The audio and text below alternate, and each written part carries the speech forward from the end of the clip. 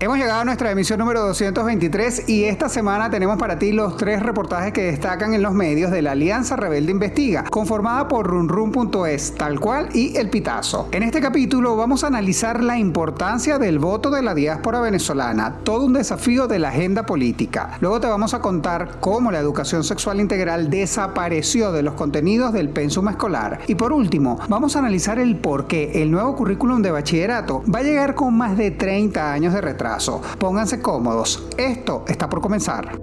Bienvenidos a 3 en 1, tu suplemento informativo semanal con todo lo que necesitas saber de los portales Runrunes, Tal Cual y El Pitazo. A partir de este momento queremos invitarte a que disfrutes en los próximos minutos de los reportajes más destacados en estos 3 medios digitales. Siéntate, relájate y tómate el 3 en 1 de esta semana.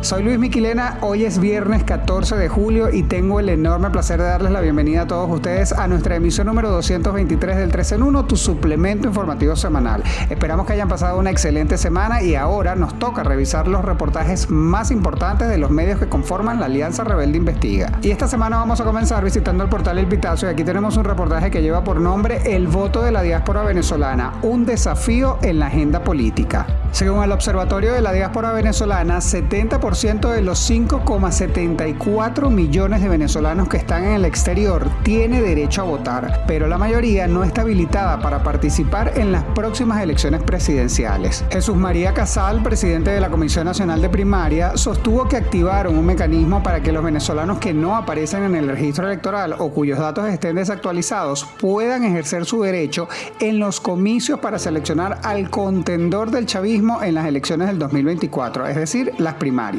Escuchemos lo que dijo Casal. Nosotros dictamos un reglamento para el voto en el exterior que permite el ejercicio de ese derecho para los venezolanos que se encuentran fuera de Venezuela, que estén en el registro electoral pero no hayan podido actualizar su dirección. Además, gracias al apoyo de venezolanos que están dentro del país y fuera del país, se logró elaborar esa aplicación web con apoyo de técnicos informáticos venezolanos, algunos de ellos que están en la diáspora también. Por su parte, a juicio del internacionalista Félix Arellano, la limitada actividad consular que tiene el gobierno de Maduro en algunos países receptores de venezolanos hace demasiado cuesta arriba el voto en el exterior. Vamos a conversar con el autor de la nota, el periodista Jesús Abreu Mena, un poco más sobre este tema. Jesús, espero estés muy bien, un gusto saludarte. Quisiera saber si la primaria va a ser un punto de partida o una especie de termómetro para la eventual participación de venezolanos en el exterior en las próximas elecciones del 2024. Gracias, Luis. Para mí un gusto acompañarlos en esta nueva edición del podcast 3 en 1. La Comisión de Primaria considera que la participación de venezolanos en el exterior en la elección del 22 de octubre puede ser un nuevo punto de partida para visibilizar la situación de la diáspora en cuanto a sus derechos políticos. Por eso la relevancia más simbólica o cualitativa que cuantitativa, aunque es relevante que en un mes la Comisión Nacional de Primaria demostrara mayor eficacia que el CNE en los últimos 11 años para atender las demandas de los venezolanos en el exterior sobre la actualización de dirección y registrar una cifra que podría llegar a los 400.000 venezolanos para votar el 22 de octubre. En el caso de los analistas, son más cautelosos al momento de vaticinar o predecir cómo puede ser la eventual participación de venezolanos en el exterior en las elecciones de 2024 por las dificultades y obstáculos y bueno, también sobre todo considerando el contexto político que prevalecerá en el segundo semestre de 2023 y la dinámica de los propios hechos políticos a partir de octubre con la primaria, una eventual negociación de garantías electorales y la presión de la comunidad internacional en vista de los desafíos que implica la migración venezolana y la actividad consular. ¿Y cómo se ha comportado históricamente el voto en el extranjero y qué se puede esperar en este 2024 que está por llegar en vista de tantos obstáculos que tenemos actualmente? Hasta la fecha están habilitados para votar un poco más de 107.000 venezolanos en el exterior, de al menos 4,5 millones de venezolanos fuera del país que no pueden votar porque no cumplen con los requerimientos que establece el CNE para el voto en el exterior. La participación de los venezolanos en el exterior en 2013, por ejemplo, fue de 62,11%, de poco más de 100.000 electores habilitados entonces para votar en 88 embajadas, según los datos disponibles del CNE. ¿Qué esperar en 2024? Bueno, Es un contexto bastante complicado, el que involucra el voto en el exterior y la posibilidad de que se le permita a los millones de venezolanos fuera del país participar, principalmente por las condiciones del conflicto político venezolano y cómo se avanza en una salida o en el inicio de una transición política. Algo en lo que coinciden analistas como el director del Centro de Estudios Políticos y de Gobierno del UCAP, Benigno Alarcón, y el director de la encuestadora Delfos, Félix Seijas, es que los venezolanos en el exterior pueden comenzar a tener una actitud más activa y menos apática, que además es comprensible, además por la situación en Venezuela, si comienzan a producirse cambios en la dinámica política, pero eso solo lo definirá el tiempo y hay que tener en cuenta que una vez que lleguemos a 2024, tras la designación de un nuevo CNE por parte de la Asamblea Nacional electa en 2020, que además el ente comicial debería discutir la propuesta de reglamento para voto en el exterior que quedó pendiente, las elecciones presidenciales podrían ocurrir en el primer semestre del año. Entonces es complicado predecir qué podría suceder con la participación de millones de venezolanos en el exterior. La educación sexual integral desapareció de los contenidos del pensum escolar. Este es el nombre del reportaje que nos comparten desde la redacción de Tal Cual esta semana. A pesar de que el artículo 50 de la Ley Orgánica para la Protección del Niño, Niña y Adolescente reza que todo menor de edad tiene derecho a una educación integral, en Venezuela no existe educación sexual en las aulas de clase, según expuso la activista por los derechos humanos, Susani González. Y es que para González es fundamental hablar con los niños sobre el tema de la sexualidad desde temprano por la repercusión que tiene el tema en la vida de los seres humanos. Presten atención a lo que dice. La sexualidad viene a definir la manera en que los seres humanos nos comunicamos entre nosotros y nosotras. Y por ende tiene repercusiones en la dinámica política del mundo, en las dinámicas económicas, en la dinámica social. Es decir, podemos decir que la sexualidad lo es casi todo. A juicio de Carlos Trapani, director de la ONG SECODAP, el pensum escolar no se adecua a las realidades y a los nuevos requerimientos de los niños y niñas venezolanos. Vamos a conversar con Lucía Fernanda Ramírez, quien es la autora de este reportaje, para que nos aclare un par de dudas. Hola Lucía, bienvenida, un gusto saludarte. ¿En qué puede repercutir la ignorancia o el silencio sobre este tema en las aulas de clase? Hola Luis, muchas gracias por la invitación.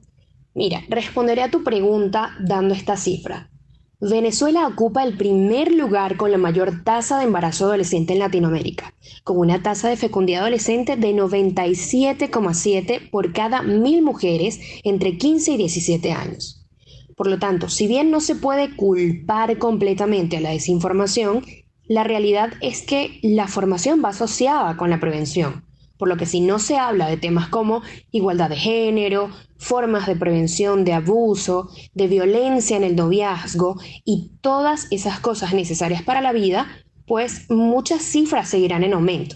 El no formar a los niños en estas temáticas los expone a múltiples riesgos. ¿Y cuál es la propuesta de educadores, activistas y ONGs en torno a la educación sexual en Venezuela, Lucía? Pese a que hay muchas ideas encontradas al respecto, los activistas, organizaciones y educadores aseguran que se deben abordar temas de derecho, machismo, roles de género, educar a los varones en cuanto a la no violencia y muchas otras cosas que no se están enseñando en las aulas de clase.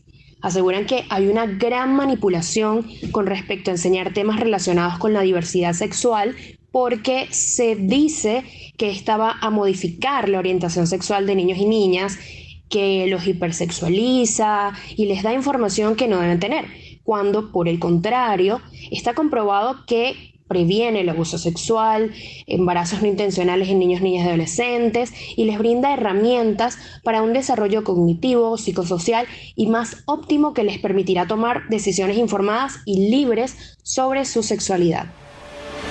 El turno de cierre de esta semana lo tiene el portal runrun.es, mejor conocido como Runrunes, y ellos nos presentan un RR Plus que lleva por nombre Currículum de Bachillerato, llegará con más de 30 años de retraso. Desde hace un par de años, el Ministerio de Educación está discutiendo la posible puesta en funcionamiento de un nuevo proyecto curricular. Sin embargo, como la mayoría de las cosas que tiene que ver con el gobierno chavista, hay un oscurantismo en torno al tema. Para buena parte de los educadores, el actual pensum escolar contempla las mismas materias desde hace más de 30 años y no se ha adaptado a las nuevas necesidades del alumnado. A juicio de los maestros, un nuevo proyecto educativo debería dar mayores herramientas para enfrentar afrontar la vida laboral. Vamos a conversar con la periodista Yannaly Fermín, quien es especialista en el tema de la educación.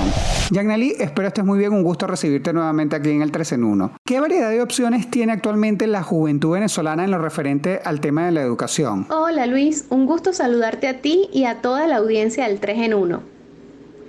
Actualmente no se le ofrece al estudiante la posibilidad de aprender un oficio que le permita desarrollarse en el campo laboral en caso de que no pueda o no desee continuar sus estudios en la universidad. El sistema educativo venezolano consta de 3 etapas: inicial, básica y media. En las 2 primeras se han hecho cambios. Sin embargo, en la última no se han realizado mayores modificaciones y sobre esto la encuesta de condiciones de vida 2022 identificó que la razón principal que lleva a los niños y adolescentes a dejar los estudios no es el factor económico, sino más bien la poca pertinencia de la oferta educativa. El integrante del Centro de Investigaciones Culturales y Educativas, Mariano Herrera, aseveró que lo que está sucediendo con el currículum de bachillerato es muy grave, debido a que tiene entre 30 y 40 años y las materias son prácticamente las mismas, al igual que los programas que se imparten. ¿Y este nuevo proyecto que tiene el ministerio se ha discutido en asamblea con educadores, representantes o la comunidad en general? No. Este proyecto no ha sido discutido abiertamente y en realidad poco se sabe de los cambios que traerá y la manera como se van a implementar. Sobre el nuevo proyecto educativo, el profesor Mariano Herrera señaló que lo poco que ha visto le ha parecido que está bien, porque habla de la educación técnica desde el primer año de bachillerato y sobre todo porque hay inclusión de materias científicas desde el inicio de la 3ª etapa. Sin embargo, la profesora Aurora La Cueva afirmó que si bien es necesario una reforma curricular al pensum educativo, no debe hacerse en este momento, pues la prioridad debería ser canalizar esfuerzos y recursos para los docentes y las escuelas. Y con este tema hemos llegado al final del 3 en 1 de esta semana, nuestra emisión número 223. Como todas las semanas, te pido por favor nos ayudes a llegar a mucha más gente, recordando por supuesto que la información es poder. Lo que tienes que hacer es muy sencillo, nos ubicas en la plataforma en donde tú escuchas tu podcast y copias el enlace y lo compartes con tus amigos. Recuerda que estamos en Spreaker, estamos en Spotify, estamos en Google Podcast, estamos en Apple Podcast y para tu comodidad también nos puedes conseguir en la plataforma de videos YouTube. En la edición y montaje de este episodio estuvo Abraham Moncada y en el guión Francisco Zambrano. En la producción ejecutiva y narración de este espacio, este servidor Luis David Niquilén Hernández, todos los viernes en esta cita que tenemos con la información. Para mí es un enorme placer acompañarlos. Espero tengan un excelente fin de semana, cuídense mucho, compartan con sus familias y recuerden que nuestra próxima cita es el viernes 21 de julio. Hasta luego.